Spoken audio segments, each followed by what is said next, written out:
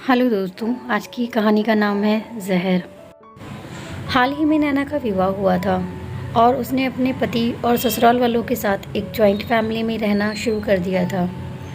कुछ दिनों के बाद उसे पता चला कि वह अपनी सास के साथ नहीं रह सकती। नैना की सास रूढ़िवादी थी, जबकि नैना आधुनिक जीवन शैली जीने वाली लड़की थी। जल्द ही उनके बीच झगड़े होने लगे। कई महीनों के बीत जाने के बाद भी दोनों में से कोई भी अपना व्यवहार बदल नहीं पाया। समय के साथ नैना और ज़्यादा आक्रामक हो गई और उसे अपनी सास से नफरत होना शुरू हो गया। वह सोचने लगी कि कैसे अपनी सास से छुटकारा पाया जाए। एक बार हमेशा की तरह जब उसने अपनी सास से झगड़ा किया और उसके पति ने अपनी माँ का साइड लिया, तब नैना गुस्सा हो गई और अपने मायके चली गई। नैना के पिता एक केमिस्ट थे। उसने अपने पिता को पूरी बात बताई। उसने अपने पिता से कहा कि उसे जहर दें ताकि वह अपनी सास के खाने में मिलाकर उससे छुटकारा पा सके, नहीं तो वह अपने पति के घर वापस नहीं जाएगी। नैना के पिता को यह सब जानकर काफ़ी दुख हुआ और उन्होंने अपनी बेटी से कहा, अगर तुम अपनी सास को जहर देती हो तो तुम और मैं दोनों जेल जाएंगे। ऐसा करना ठीक नहीं है। लेकिन नैना सुनने और समझने की हालत में नहीं थी। आखिरकार उसके पिता ने कहा, ठीक है, जैसा तुम चाहती हो वैसा ही होगा, लेकिन मैं तुम्हें जेल में नहीं देखना चाहता। उसके पिता अंदर से पाउडर लाए और कहा, हर दिन जब तुम दोपहर का भोजन या रात का भोजन करते हो तो अपनी सास के खाने में इसे मिला देना।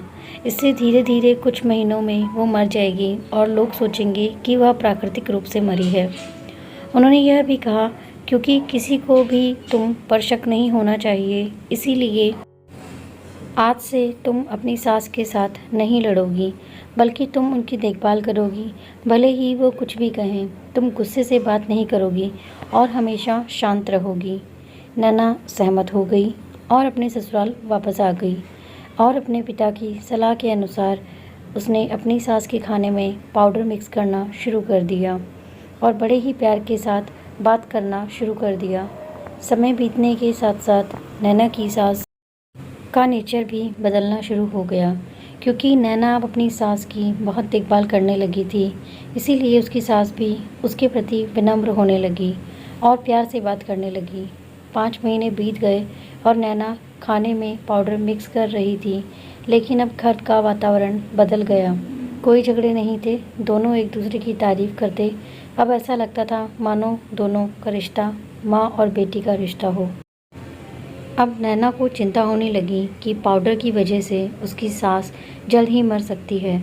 वह अपने पिता के घर पर गई और उसने कहा, पिताजी, कृपया मुझे उस जहरीले पाउडर के प्रभाव को ठीक करने के लिए इलाज बताएं। मैं अपनी सास को खोना नहीं चाहती। वह मेरी माँ की तरह है और मैं उसे अब बहुत प्यार करती हूँ।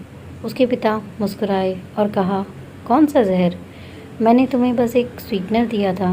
नैना हैरान थी और उसने अपने पिता से पूछा कि उन्होंने ऐसा क्यों किया। पिता ने कहा, बेटा, अगर तुम किसी दूसरे इंसान से प्यार चाहते हो तो तुम्हें भी उसे प्यार देना होगा।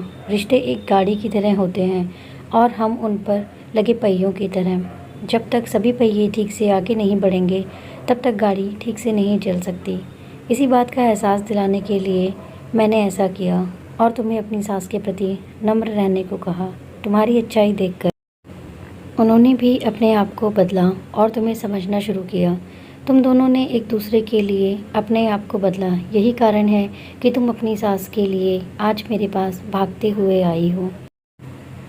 दोस्तों, हमेशा लोहा ही लोहे को काटे ये ज़रूरी नहीं है। कभी कभी किसी कठोर चीज़ को काटने के लिए हमें भी अपना भाव बदलना पड़ता है। उम्मीद है आपको ये कहानी पसंद आई होगी। पसंद आई है तो प्लीज़ मेरे चैनल को लाइक शेयर सब्सक्राइब करना ना भूलें। धन्यवाद।